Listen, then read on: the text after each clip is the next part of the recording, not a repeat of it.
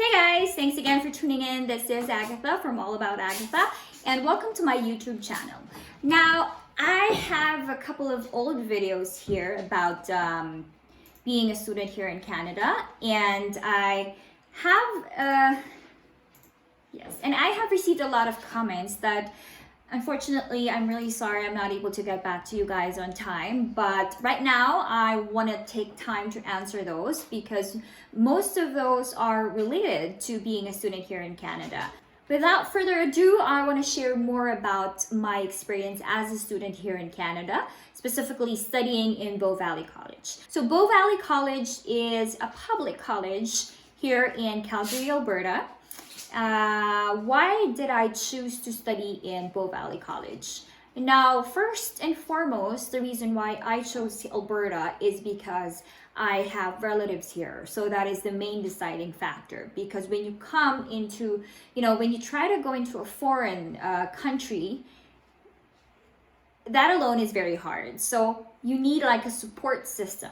So family was the main deciding factor why I chose Alberta. And the second one is Alberta has the highest minimum wage. So we are at a minimum wage of 15 per hour. If you look into other provinces, they are at around 11, 12, 13. So we have the highest minimum wage right now. And we have the lowest goods and sales tax as well. So our GST, our tax is only at 5%. So that really makes a whole lot of difference because with other provinces, when I checked it out, it's like $10, 10%, 15%. So it's really high. So those are some of the deciding factors why I chose to be here in Calgary. Now, Bow Valley College. Why did I choose Bow Valley College? There are a couple of... I was actually only looking at SAIT or BVC. So we have Southern Alberta Institute of Technology. There are lots of colleges here. There are private schools here as well. But please keep in mind, guys, that choose only from public colleges or universities. It should be public because if you choose private, you may not be able to have a postgraduate work permit after your education. And that is our main goal here, aside from studying, is to obtain a postgraduate work permit after our education because that's, that's a way of increasing our CRS scores as well. And gaining Canadian education work experience opens up a lot of pathways for us to be able to migrate here. So I was only looking into Bow Valley College and Southern Alberta Institute of Technology, SAIT. Now, I looked into the tuition fees. Bow Valley College is cheaper. It's the cheapest one that I could find here. On average, I think the tuition rates have increased right now, but when I looked into 2018, when I was looking into the tuition fees, it was on average $15,000 per year, so about $7,500 per semester. Yeah, and that's for 5 courses per semester if it's on a full load. Yeah, so tuition fee here ranges from about $1,400 to $1,300 to $1,500. I would say that my courses right now are each of them at 1,500 Canadian dollars. So it's really expensive if you convert that into Philippine peso. Yes. Yeah, but again, it's an investment and it's the cheapest one that I could find here. And in another vlog, I will be talking about the admission process. So if you have any questions about the admission process, please let me know so that I can try to include that in my discussion for the next vlog.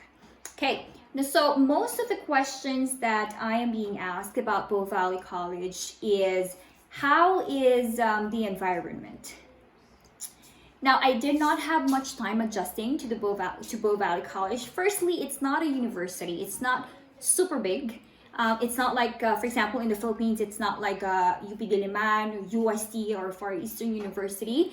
It's like more of a building type. So there's not an open field or anything like that. So you really won't be shocked because it's not that big. And also, a lot of international students are enrolled in Bow Valley College, so you won't have a hard time adjusting. Like if you have fears of being the only Filipino one in the crowd or the only international student in the crowd, I would say no. If you're not doing so well in the classes, they have peer support. Yeah, they have peer support where you don't have to pay anything. You can get a tutor to teach you. You know, they can teach you for subjects that you require to learn more. Yeah. So support is a 5-star for me, based on my experience, I would say, yes.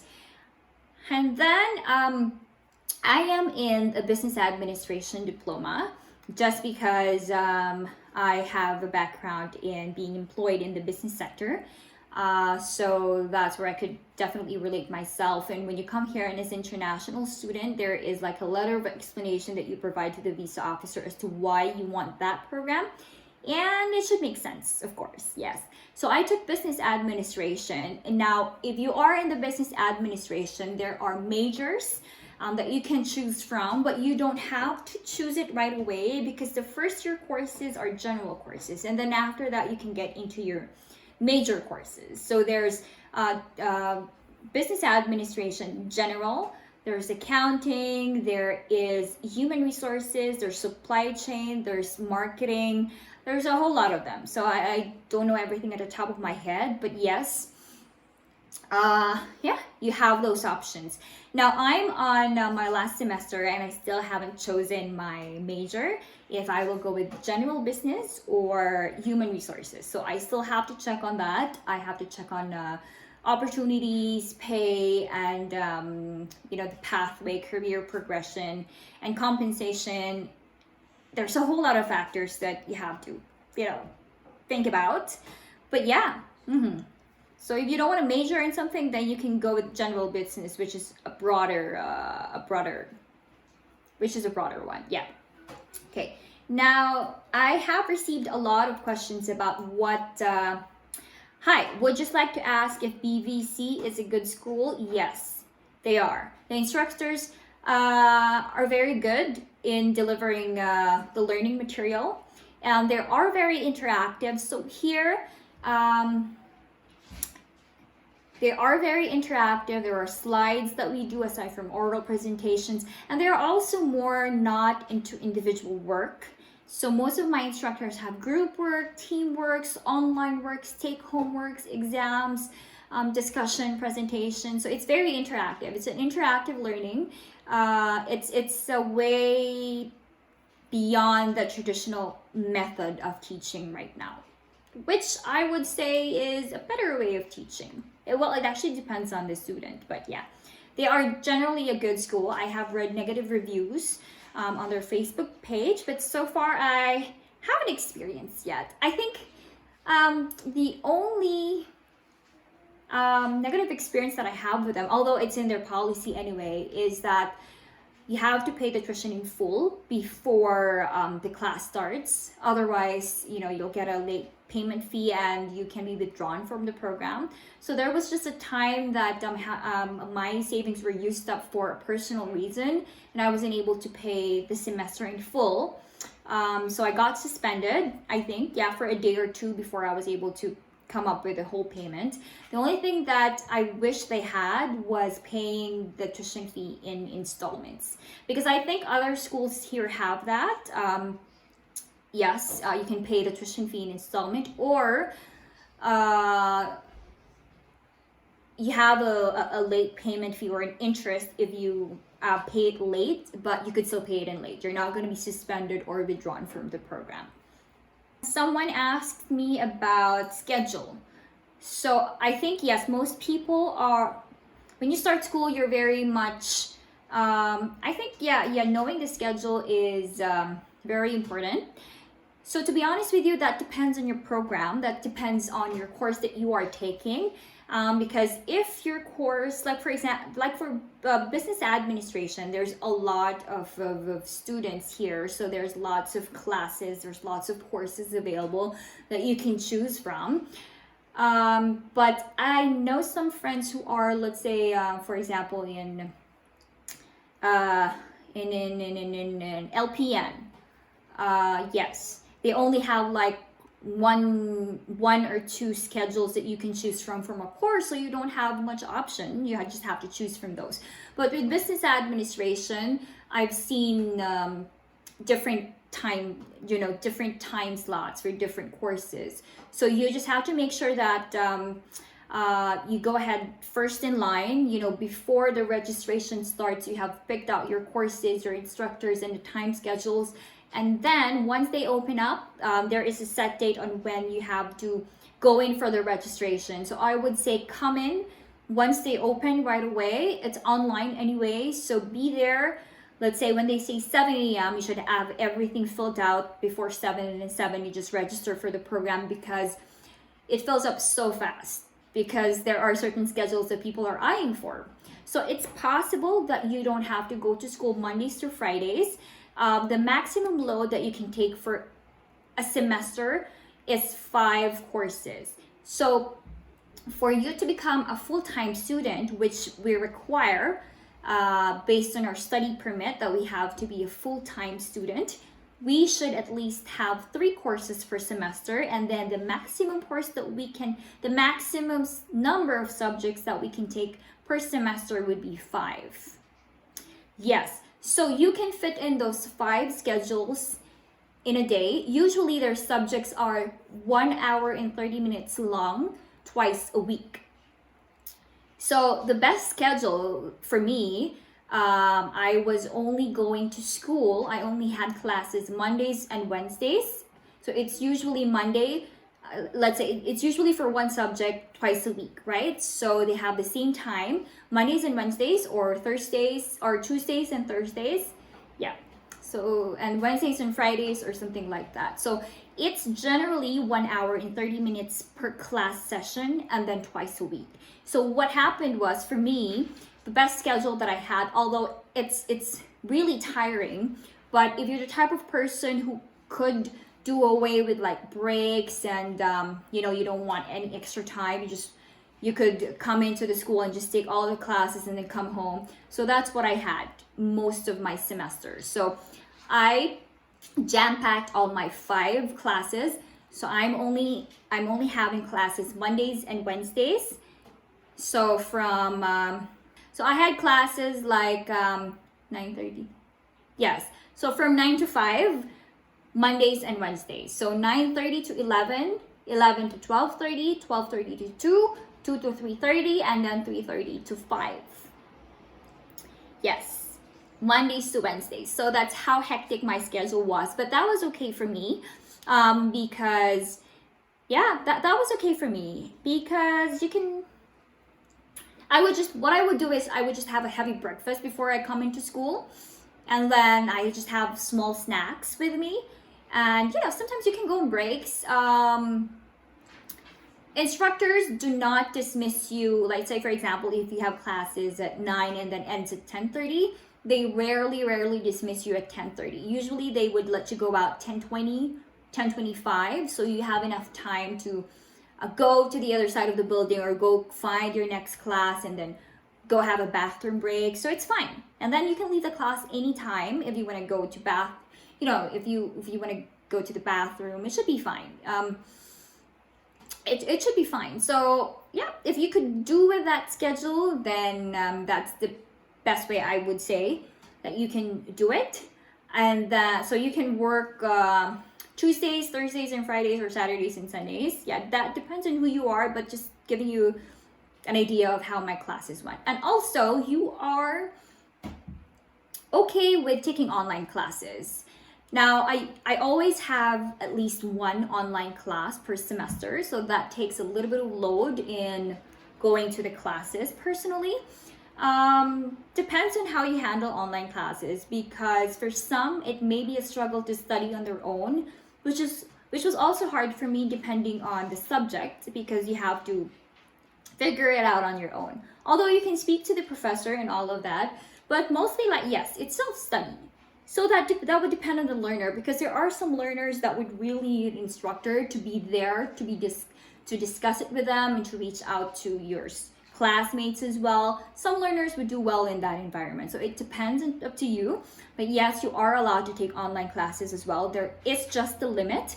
You cannot, the ruling for that is your online classes should not exceed 50% of your courses, your program. Because if you exceed that, then that might have an impact on your postgraduate work permit. Yes. Yep. Okay. All right. So yes, in person, there's classes in person, there's online classes as well. Madali lang ba dyan sa Bow Valley? Is it easy? I think question was, are the studies easy or not? I would say that depends on the learner, but that depends on the course as well. For business administration, there are general courses like business communication.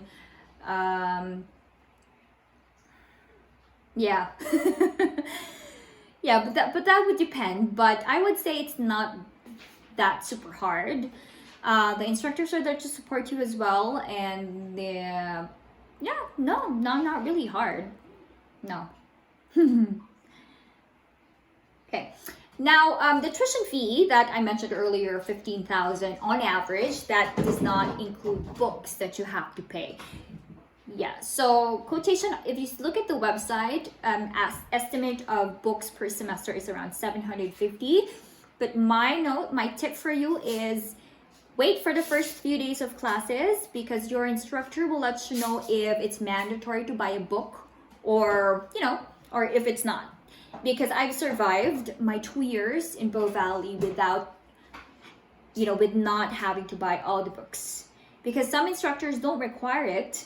You can just share a book with a friend, use it when you need it. Yes, because there are online resources on your online platform with Bow Valley College. The modules are going to be there. So whatever is discussed by the professor should be there. You can look back at it. So that book may or may not be mandatory. So please wait until your first few days of school. The instructor is going to let you know that. And if you need to buy a book, you don't necessarily have to buy a brand new book. There is an online platform. There's a Facebook group of Bow Valley students that sell out their books. So yeah, it's a cheaper alternative for buying books. Just buy secondhand. Connect with former students, those who have already taken that course. They might have a secondhand book that they may lend you or they may sell. Yeah.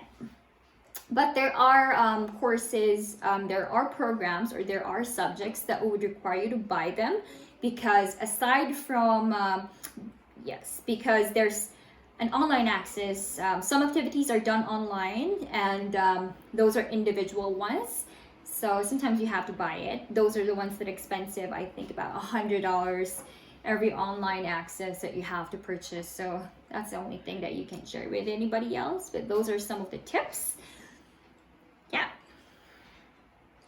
Yeah, and location is very good because it's very accessible by train. So literally, when you take the train, you get off at City Hall Station, just like it would depend on where you are in the platform, but it's literally when you get off the train, City Hall Station, that's where the entrance of Bow Valley College. Is. So it's very accessible. It's in the downtown area, so it's at the center of the north and south. And then trains and buses are there. It's a downtown area, so very accessible. That's what I also liked about the place. Yes. So anyway, guys, thank you. I hope I have shared valuable information about being a student in Bow Valley College. I know you guys still have a lot more questions, so please keep them coming. Comment down below. Please make sure to like this video, share this video, and I'll see you again in my next vlog. Bye.